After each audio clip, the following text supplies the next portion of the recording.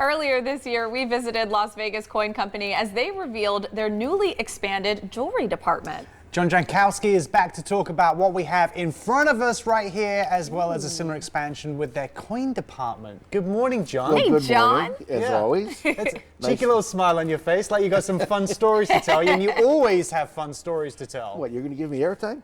But apparently, that's why you're here right now. Bad TV if we just sit here in silence, just pointing at some coins. I guess so. So how you doing? I'm good. I brought a little something that is from your neck of the woods. My neck of the woods. Your neck of the woods. Well, look at this. Well, look at that. Okay, you know what you have to do too, right? You've got to read it in your accent. Can I enhance on the accent? Yes, I want it more. Do you want it a little bit like Mary Poppins? Yes. Chimney sweep? Yes. Something old, something new, something borrowed, something blue. A silver sixpence in a shoe. And this will be the silver sixpence. So a British bride would put a sixpence in her shoe when she got married. Okay, let me hang on So to if this. I ever remarry and find a British girl to marry, that sixpence would go in her shoe. Why would they put this in It's their for good shoe? luck For and good prosperity. luck? Get your mitts off. Hey, give me this.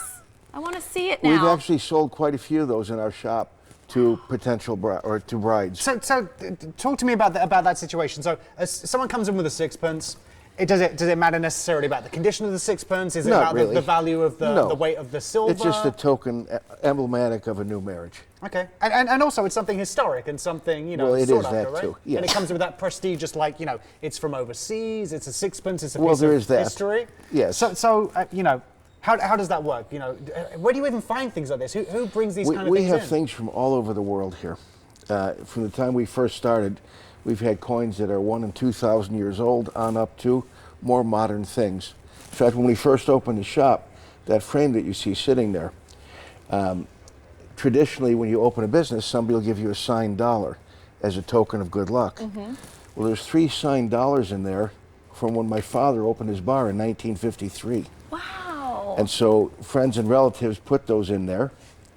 Then I have another $20 bill in there signed by my son. He was my first sale when we first opened the store.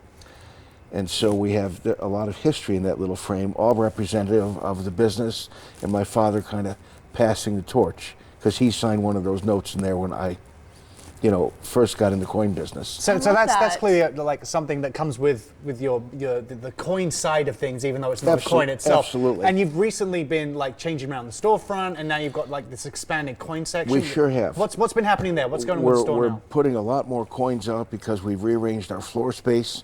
We also have the back walls that had been traditionally reserved for art.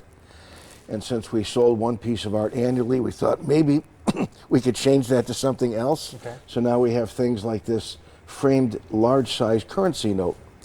Okay, those are called horse blankets because they're so big. If you find a wallet from the early 1920s, it's this big because it has to hold banknotes that are that big. That's a $1 bill from 1917. Why did they used to have notes that big?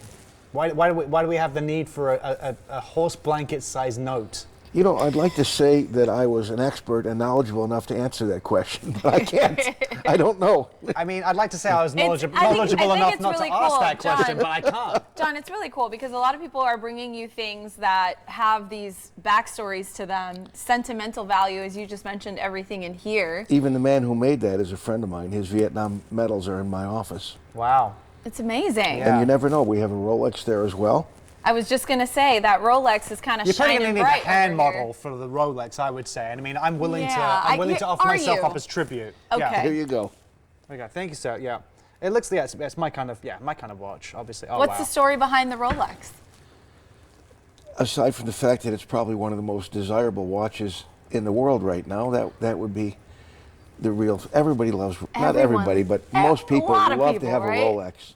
And when you're wearing a Rolex and you're out and about, everybody's going to say, that's a nice watch. That's it. That was almost a good fit for you there. It's So we nearly a have a- perfect fit. Thank you, John. For a nominal sum, this could be yours. This could be you. I just be out and about, like, scratch my head and point to things like, did anyone need directions? Yeah. The mall is that way. No, you're supposed to do it this way. The parking is at This way, so you can see it. Jessica, you pay for the parking that way. And this is the time. John, thank you so much for coming in this morning. We always have a blast with you. Again, visit John at Las Vegas Coin Company at the physical address on your screen, or go to lasvegascoincompany.com.